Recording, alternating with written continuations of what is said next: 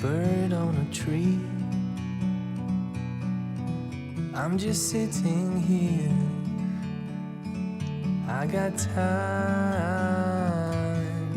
It's clear to see. From up here, the world seems small. We can sit together. It's so beautiful, you and me. We meant to be in the great outdoors, forever free.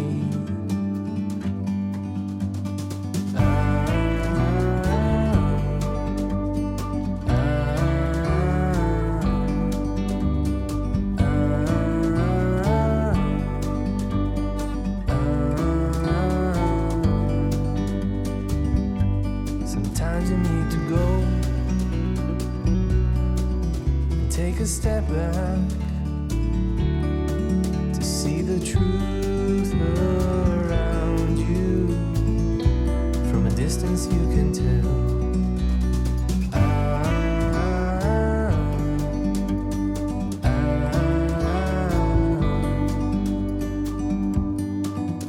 You and me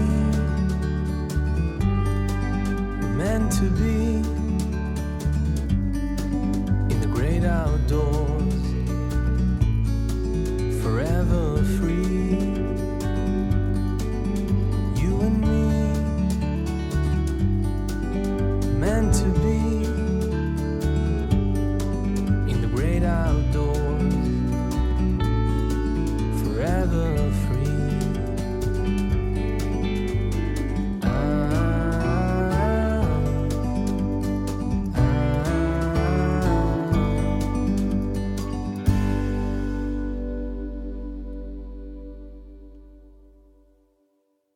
네, 안녕하세요.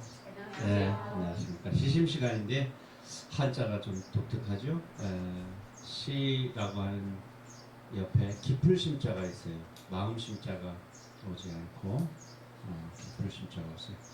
뭐 시 자체로도 하염없이 깊은데 거기에 또 깊이를 더하라니 저는 깊은 곳으로가 아니라 깊은 곳 쪽에서 시가 우리를 바라본다 이런 마음으로 얕고 또 경쾌하게 시작하도록 하겠습니다. 장마가 이제 오르락 내리락 해요. 장마가 깊어지면서 상을 남기고 또 상처를 남기고 지나갔습니다. 그래서 쾌유가 되고 또 햇살 쪽으로 우리들의 마음이 옮겨가기를 기원하고 기도드리면서 수업을 시작하도록 하겠습니다. 이 시심 시간에는 그 시인의 서랍이라고 하는 산문집의 이 부분을 낭독하면서 또 시 이야기도 이렇게 함께 나누고 있습니다. 그래서 지금 제일 먼저 오늘은 너도 지금 사랑 중이구나 라고 하는 산문을 읽겠습니다. 이 산문 속에 산문은 대부분 이제 나라고 하는 사람이 뒤에 숨어 있죠.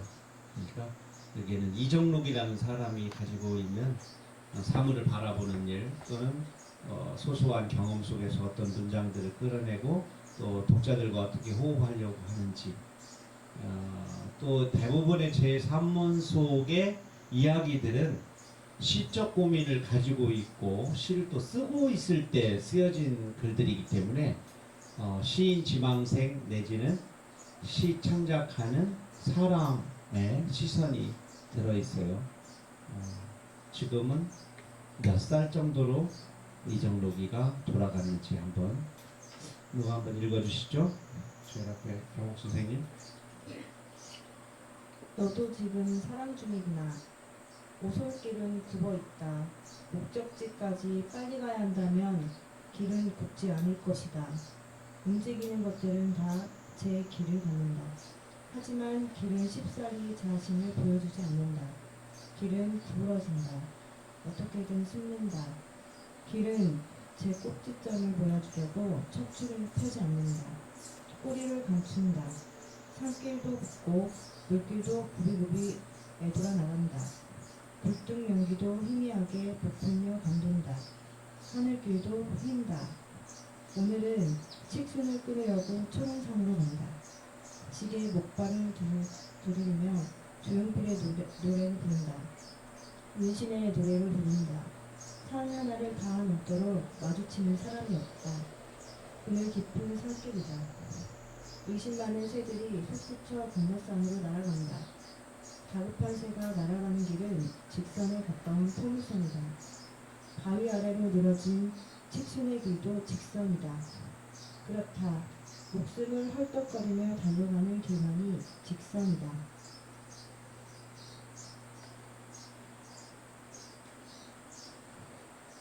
초롱산에 이르는 산길은 뱀처럼 요리조리 헤어져 있다. 이 길은 목숨을 헐떡이며 만든 길이 아니다. 닭대기 가락으로 만들어진 길이다. 처음 이 숲이 길 하늘을 내어줄 때 사람의 어깨너미보다도 좁은 공간만 내어주었다. 뿌리받고 있는 나무들이 새 뿌리를 옮겨서 반듯한 직선의 길을 내어주었겠는가. 풀꽃을 피해서 어린 나뭇가지를 피해서 내딛는 발걸음이 길을 놓은 것이다. 굽이굽이 휘어진 오솔길을 걷다 보면 유난히 휘어진 곳이 있다. 나는 문득 그 자리에 서서 부비친 산길이 감싸고 있던 아름다운 꽃나무를 떠올린다. 지금은 아무것도 없는 이 빈자리에 한때는 꿀벌과 나비가 출렁였겠지. 생각에 잠긴다. 밤이 낮이나 톱을 지니지 않은 사람의 마음도 읽어본다. 산길은 노래와 같다. 숨이 찬 대목이 있고 마음까지 고요하게 풀어지는 부분이 있다. 오르막 내리막의 조화가 정상으로 이끈다. 오솔길은 그 절묘한 변화가 있다. 내 사랑은 지금 처음 가는 막막한 숲길이다. 지금의 내 인생은 가지밭이다. 그러나 불꽃이 내려다 보이면 휴식을 찰 평화의 시간이 가까워졌음이리라. 돌아보라. 그 옛날에 아름다운 추억은 굽이치고 요동친 시간 속에 서려있다. 내가 내 마음의 꽃나무 한 그루를 베어내지 못해 가슴을 치며 울었던 시간들. 생애에 단 한 번만이라도 소원이 그대여 내 가슴에서 꽃 피우라고 빌고 빌던 시간들.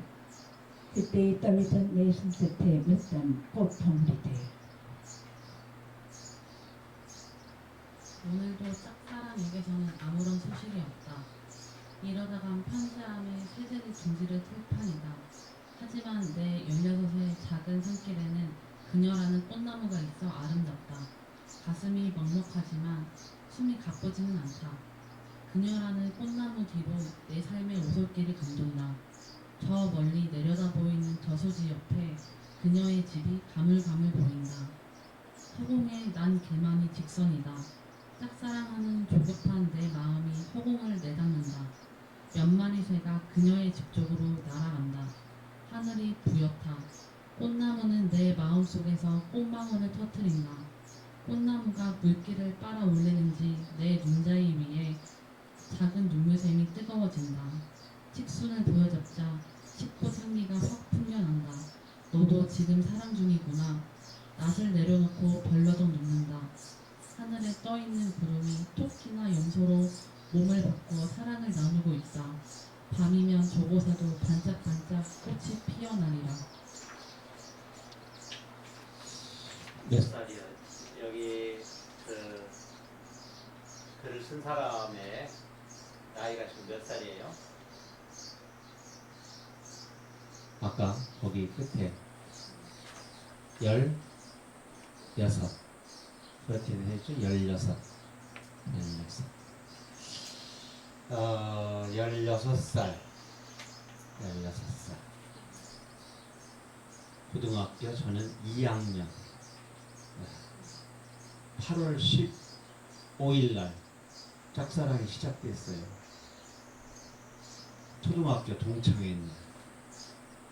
그 애를 처음 봤어요. 왜 처음 봤겠어요? 그전에는 그냥 계집아이였죠. 근데 이날 드디어 아가씨, 사랑해야만 될 것 같은 사람으로 보인 거죠. 그런데 벌써 그녀도 이제 회갑이네요. 회갑. 저보다 한 살이 많았으니까. 제가 2살 줄었으면 이제 59세가 된대요. 같은 중학교를 나왔기 때문에 그냥 높은 산에 올라가면 저 멀리 그 아이의 집이 어느 쯤에 있다는 것을 알게 되죠. 그리고 어느 방향으로 날아가는 새는 그쪽으로 간다는 것도 알게 되니까 모든 만물의 바람과 새와 구름의 방향이 다 그녀에게서 시작되고 그녀에게로 흘러갈 때 그런 어린 날의 마음속 짝사랑의 시절에 이게 소를 키우다 보면 여름에요 풀이 억세고 막 그러잖아요. 그러면 풀을 베러 산으로 가는데 우리들이 산에 가서 풀을 베다 보면 팔뚝이니 종아리가 막 다 억세 베어서 상처를 많이 입어요. 논두렁은 두렁콩이 너무 많이 자랐기 때문에 이제 풀을 벨 데가 없어요. 논에 냇가에 가도 부지런한 어른들이 다 또 베어서 할 수 있는 일은 소를 키우는 입장에서는 이제 칡 이파리를 높은 산에 가서 걷어오는 일인데 이런 작은 산들은 다 임자들이 있지만은 초롱산, 다락산이라고 했는데 그 옆에 얼퍽산 이런 데는 주인이 있어도 그 크고 넓은 산을 어떻게 주인이 다 감당을 했겠어요?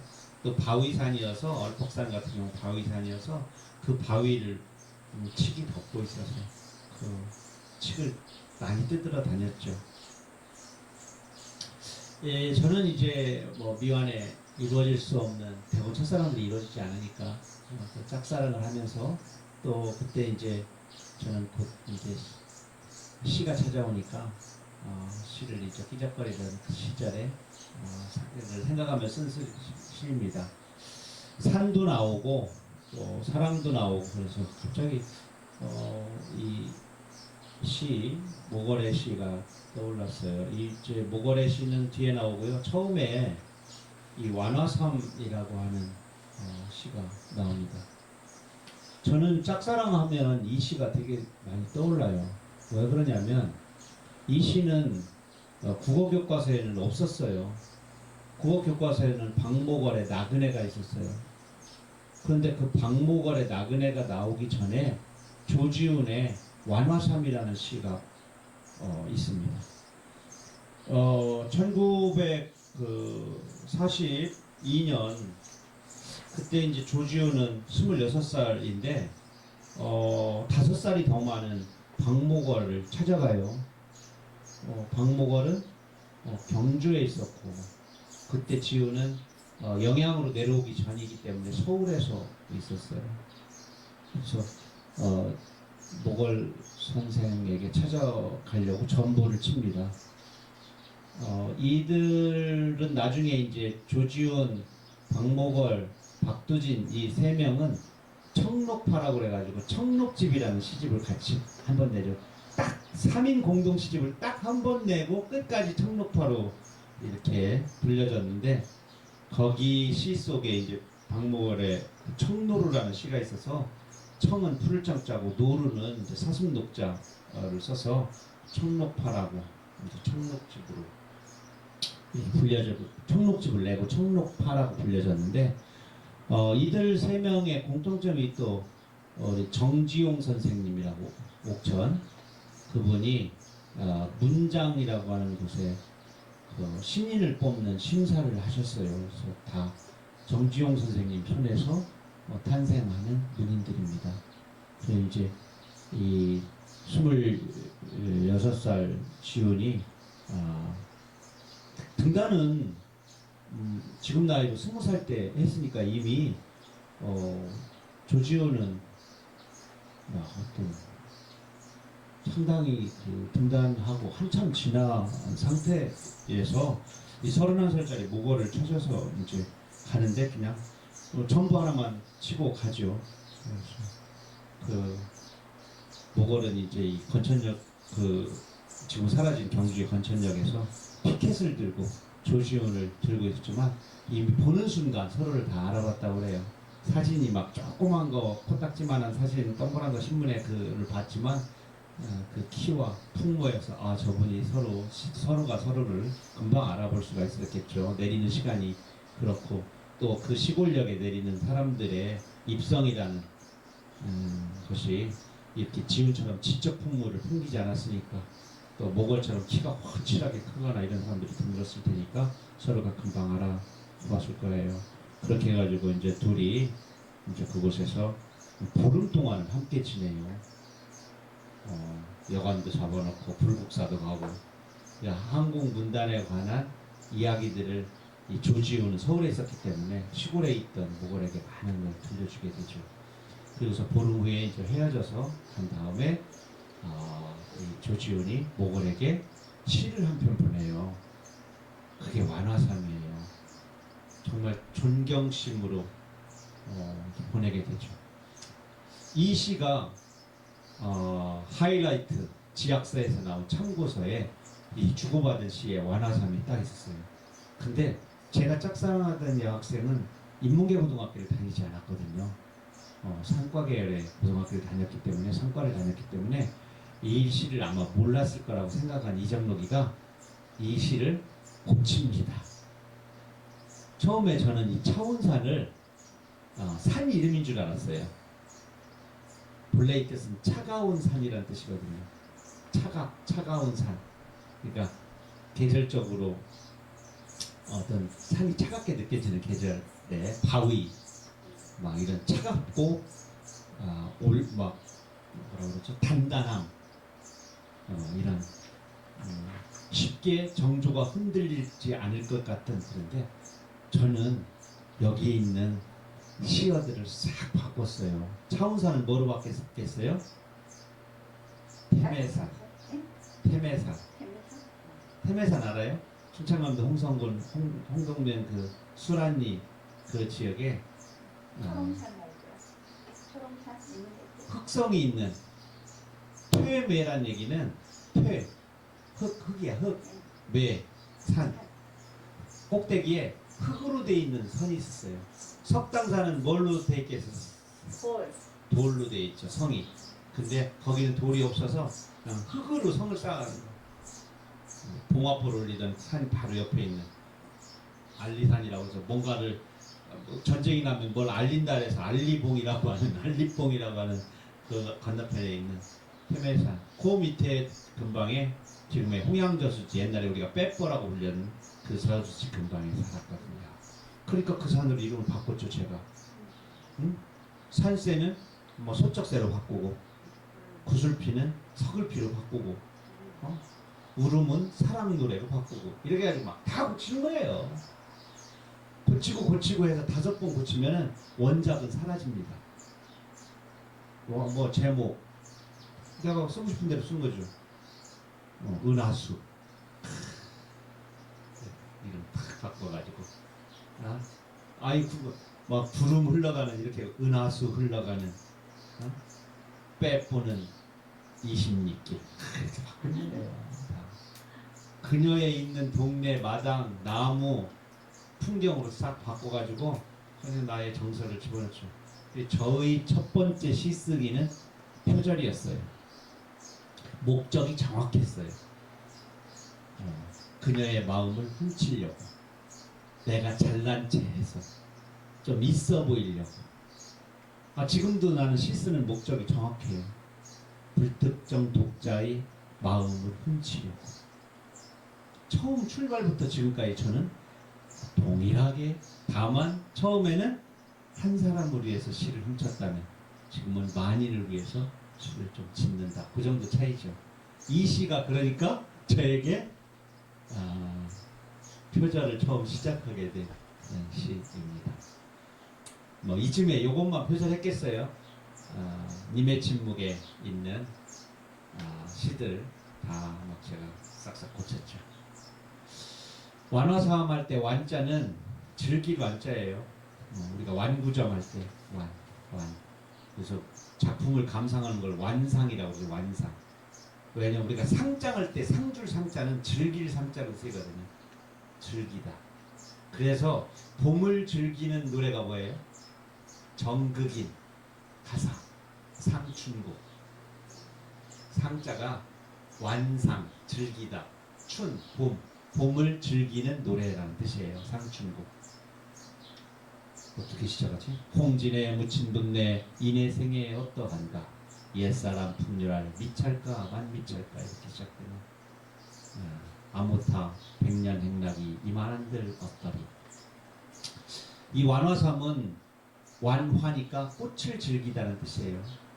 삼은 이 옷소매 산자 있어. 옷소매가 있으려면 선비가 입는 그런 옷이어야겠죠. 그러니까 자연을 즐기는 그대 선비에게 이 정도 되겠죠. 자연을 즐기는 신사 선비 모궐에게. 자, 모궐의 본래 이름은 박모궐이잖아요. 성은 박씨고 모궐은 호니까 본래 이름은 영종이에요. 박영종. 모궐이니까 모궐에게 놓고 한자를 괄호에 써놨어요. 나무에 걸린 달이에요. 나무에 걸린 달. 달이 떠 있어요. 나무가 커야 되겠죠. 그래야 달이 거기에 걸치겠죠. 나무가 요만하면 어떻게 달이 걸치겠어요? 아이고 그 밑에 있는 개미가 보면 그렇지만 사람이 보려면 내 시선이 달과 일직선이 되었을 때 그 위로 나뭇가지가 있어야 그렇죠. 그러니까 거대한 나무에 걸린 달 모궐이라고 하는 선생님께 이 정도 의미를 갖고 있어요. 뭐 뜻은 뭐 이제 국어 시간이 아니니까 쭉 보시면 되고 물길 흘러가는 구름 흘러가는 물길은 700리 이렇게 돼 있어요. 700리. 서울에서 경주까지 거리입니다. 그리움의 거리죠. 사람들이 이걸 또 정확히 또 이렇게 구글 맵 지도를 통해 가지고 키로수를 다 재가지고 10리는 4km, 700리는 얼마 이거 다 계산을 하는 거죠. 그런데 이 재밌는 거 이제 나중에 이렇게 해요. 다정하고 한마음도 병인양하여. 이거 우리 다정가라고 시조 배운 거 기억나요? 이조년 이화에 월백하고 은하니 삼경일제 일지 춘심을 자규에 알려마는 다정도 병인양하여 잠못들어 하노라. 조선 전기 때 이조년이라는 시조 이제 학자가 쓴 시조인데 그 시조를 이렇게 차용한 거죠. 그대로 다정도 병인양하여 잠못들어 하노라. 이거 다정도 한마음도 병인양하여 이렇게 조금 느렸어요. 당신이 너무너무 그리워서 다정한 그대가 너무 그리워서 한스러울 정도로 지금 병이 깊어졌다 이런 의미로 보냈어요. 그리고 당신은 자연을 사랑하는 사람이고 또 술 읽는 강마을이 나오죠. 그래서 서민의 세계 또 저녁 노을이여 이런 낭만 이런 것들을 정말 잘 아시는 선생님이시고 그 당신과 함께 보낸 이 시간들이 그립습니다. 여관에서도 있었고 또 술도 먹고 또 석고랑 갔을 때는 지훈이 감기 걸려가지고 모골이 막 외투를 벗어서 감싸주고 이런 내용들이 좀 있거든요. 이거를 받고 나서 프린트물에 없지만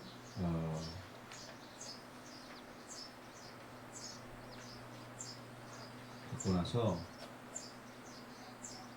화답시를 씁니다. 자, 조지훈이라는 사람이 이런 사람이다. 본명은 조동탁이다. 문장지를 통해서 나왔고 우리가 승무 기억나죠? 얇은 사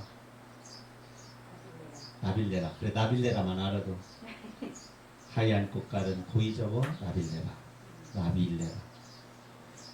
이제 화답시를 씁니다. 써서 이제 보내는데 이 화답시에 초고를 먼저 보셔야 돼요. 초고. 박목월도 문장 추천이 됐죠. 박영종 39년. 그렇죠? 42년에 만나고 추천이 39년이니까 36, 39 이렇게 됩니다. 나그네 이게 처음 초고예요. 박목월은 자기 시에 대해서 보랏빛 소묘라고 하는 시를 이렇게 창작했어요 하는 산문집을 내셨어요. 거기다가 난 이렇게 썼는데 초고가 이랬다는 것을 나그네 나루를 건너서 외줄깃길을 구름에 달가듯이 가는 나그네 길은 달빛 어린 남도 800리 구비마다 여울이 우는 가람을 구름에 달가듯이 가는 나그네.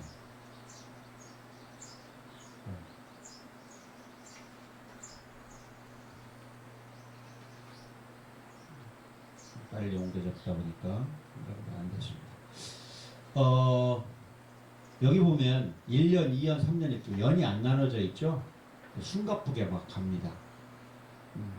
이때도 7호조 삼문복격에 이게 우리 민요율격이라고 하는 7호조는 지켜지고 있어요.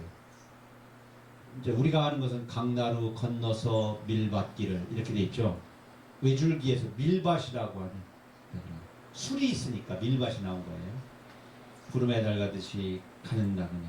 길은 외줄기. 여기로 나가보죠. 외줄기가 사라지진 않아요. 남도 300리. 800리가 300리로 줄어들어요.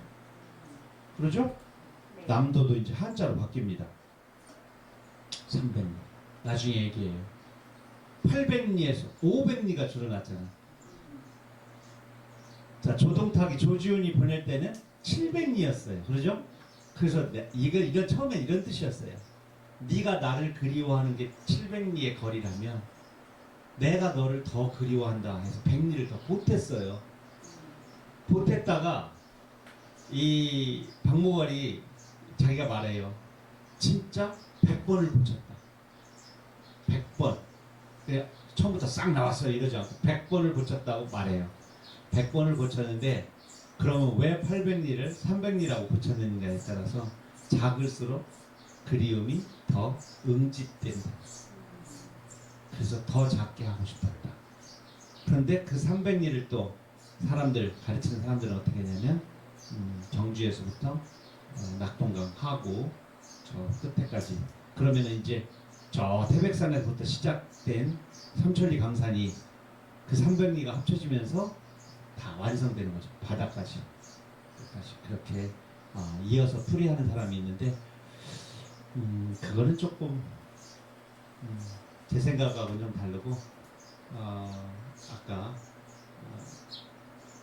부풀어오른 더 큰 그 그리움을 작게 아주 밀도 높게 이렇게 뭉쳤다 이렇게 표현한 게 맞고요.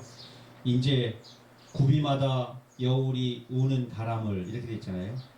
달은 하늘에 떠 있는데 이제 여울이 나오니까 강이잖아요. 가람이 강이니까 강에 비친 거였어요. 이 강에 비친 것으로 처음에 초고를 썼다가 나중에 술 읽는 마을마다 타는 전형들 이렇게 됐죠. 술 읽는 마을은 조동탁이 처음에 완화삼 썼을 때 있었죠. 그게 있었기 때문에 밀밭이 나왔고 밀밭이 있으니까 밀이 익어서 술이 됐고 그와 너와 나는 술을 많이 마셨어. 그런데 야 우리가 지금 또 나루를 건너서 외줄깃길을 우리 구름에 달가듯이 우리 둘이 이렇게 서로 만나서 나눠야 될 텐데 나누면서 뭘 먹어야 돼요?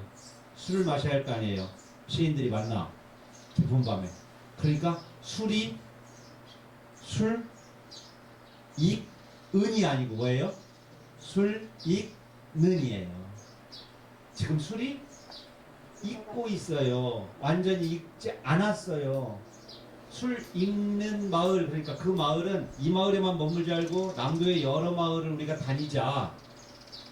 앞으로 곧 그대를 다시 만나 옛날에 보름에 있었던 것처럼 많은 마을들을 돌며 머물며 또 시와 우정을 나눴으면 좋겠다라고 하는 어떤 바람 같은 것들이 이렇게 글자 하나에 담겨 있다고 생각해요. 술 익은 마을마다 아니라 술 읽는 마을마다. 호사가들은 말하기 좋아하는 사람들은 이런 말도 합니다. 2세 때 얼마나 힘든 시기냐, 일제강점기에 피죽도 못 먹는데 무슨 술을 빚어먹고 막 그러느냐. 이거는 민족의식이 없었던 것이다. 뭐 이렇게 막 공격하거나 또는 어느 한쪽의 일면으로 몰아세우기도 하는데 이 시는 아시다시피 우리나라 사람들이 가장 좋아하는 시의 몇 편입니다. 은동주의 서시나 별에는 밤, 소월의 진달래꽃, 그 다음에 박목월의 나그네. 이렇게 좋아하는 시 중에 몇 손가락 안 들어가는 이 시가 조지훈의 완화삼이 없다면 안 나왔겠죠. 또 한편으로 아무리 우리에게 힘들고 주권을 빼앗기고 나라를 빼앗기고 가난에 찌들고 모든 것이 다 침탈되어 갔던 시대에도 우정과 낭만 그리고 아름다운 산야를 걸어가면서 20대 30대 한 지사적 풍모를 가지고 있는 사람들의 낭만적 우정 이런 것까지 싸잡아서 다 욕을 할 수가 없죠. 전장에도 우정은 있잖아요. 전후에 시체를 넘어가면서도 사랑이 싹트고 우정이 싹트니까 다 그러면 일제 강점기 때는 민족의 해방과 막 죽창가만 부를 수는 없잖아요. 이들의 우정에도 그리고 이 아름다운 표현 있잖아요. 구름의 달 같이, 구름의 달 같이. 술 읽는 강마을의 저녁 노을이에 나그네 긴 소매 꽃잎에 젖어. 그러니까 박목월의 나그네의 제목은 여기서 따온 걸 알 수 있죠, 그죠? 여기서 따온 걸 알 수 있고 최대한 시어들을 가져왔어요. 여기 구름도 있죠. 양시에 겹치는 시어들을 보면 정확히 시어들을 갖다가 목월의 감정을 넣어서 차용해가지고 7호조의 민요조로 정확히 정제를 해서 명사형으로 딱 끝나게 절제를 해서 시를 마무리하고 있습니다. 저 개인적으로도 이 조지훈의 완화삼이라는 시가 인연이 있지만 우리의 민족의 시를 사랑하는 많은 사람들도 정록화하면 많은 사람들이 알죠. 그래서 저는 정록화입니다. 정록화. 웃어도 상관없습니다. 자, 달래기가 더 궁금하신 분들은 이제 찾아보시면 동영상도 많고 또 훌륭하신 분들이 또 영상으로도 수업을 남기신 분들이 있어요. 또 입시 문제에 또 자주 나오기 때문에 무슨 무엇을 뜻하고 밑줄 쫙 이렇게 감정이입 이런 것도 나오고 공감각 이런 것도 나오고. 자, 참 좋은 풍경으로 넘어가겠습니다. 누가 이제 이번에 읽어드릴까요? 참 좋은 풍경. 나는 주저리 어려운 말로 쓰여있는 여행지 안내판을 읽지 않는 편이다. 읽어서 무슨 보탬이 되는 것도 아니고 내 무심한 거울처럼 들여다보는 꼴릴 때가 많기 때문이다. 한글로 써있는 안내판의 절반도 한자어가 대부분인 것이 이곳은 깊은 지식과 신미함이 없으면 보나마나라고 부추는 듯하다. 게다가 나머지 반쪽은 영문으로 써있으니 안타까울 뿐이다. 외국인을 위한 조그만 안내 책자를 만들면 돈도 벌고 자존심도 상하지 않을 것을 연대기 정도 보는 게 고작이다. 지나간 시간의 두께는 그것만으로도 감동적이기 때문이다. 그러므로 나는 나에게 걸어들어오는 풍경과 느낌을 천천히 읽고 들이마실 뿐이다. 이런 얇은 여행 중에도 좋은 풍경을 만날 때가 많다. 어느 절이었는지는 기억이 없다. 나는 아름다운 절과 푸른 들판을 철야를 두어 기억하지 못한다. 감동과 설렘이 있는 곳에 내가 있으면 그게 여행이고 산책이다. 거기에 국보가 있으면 어떻고 보물이 몇 점 감춰져 있으면 뭐하겠는가. 그저 입장료 싸고 약소가 맛있고 자판기 커피가 맹물만 아니라면 나에게는 웬만한 절인 것이다. 풍경소리와 목탁소리 없는 절이 있는가? 덤으로 좁은 산자락과 깊은 계곡 물소리까지 곁들여주면 그저 감세운 보살일 뿐이다.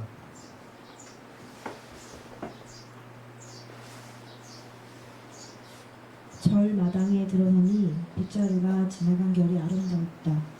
그런데 너른 마당 한복판에 깨진 기와장이 소록히 쌓여 있는 게 아닌가. 치우려면 저 깨진 기와장도 치울 것이지. 저곳에 몽땅 모아놓은 건 무슨 심보란. 투덜거리며 대웅전 앞으로 가다 보니 소복하게 쌓여있는 기와장 안에 개미들이 분주하게 집을 짓고 있다. 땅속에서 근로기준법과 육아출산에 관한 관계법을 개정하고 있는 게 분명했다.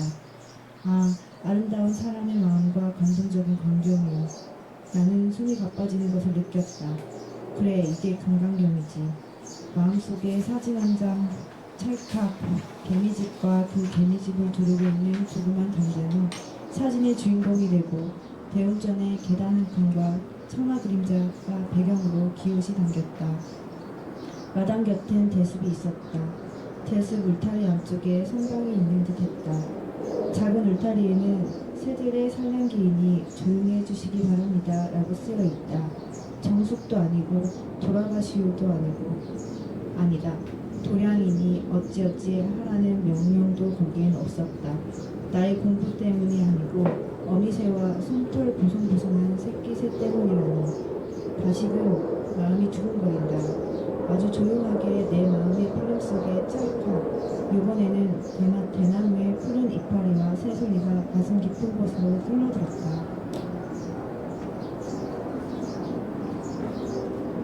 여행에서 이 정도를 얻으면 된다 싶다. 아니 과분하다. 떠나기 전에 설렘이 있었으니 남아도 한참 남는 것이다. 역사, 문화, 지리 등등의 지식은 방 안에서도 다 찾아볼 수 있다. 그날 개미집의 사람들의 등산에 짓밟히지 않도록 깨진 기와장을 쌓아놓고 도량에 들어간 스님들은 대체 무슨 공부를 더 한다는 것인가. 새들이 산란기라서 문도 함부로 열지 못하고 제때에 하우스도 다니지 못했을 텐데 말이다. 목탁 소리나 풍경 소리는 참 좋은 음악이라서 새들은 그것만으로도 온 숲이 부화장인 양 둥어리 틀고 앉아 알을 품을 것인데 짧은 봄 내내 둥어리 벗겨지는 줄도 모를 텐데 말이다. 아니 이 웬 망발. 가벼운 여행은 즐겁다.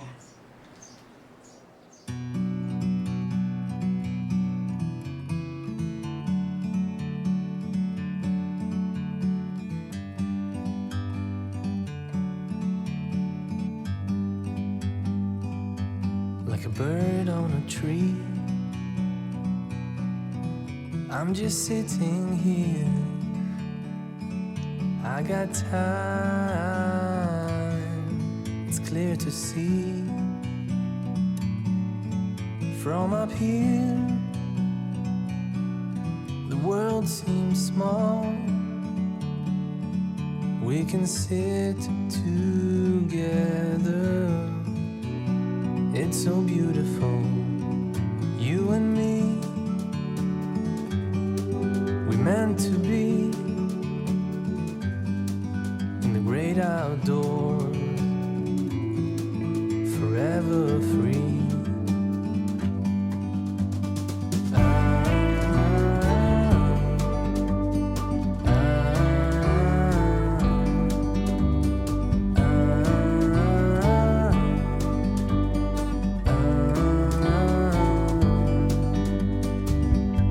Sometimes you need to go and take a step back to see the truth around you. From a distance you can tell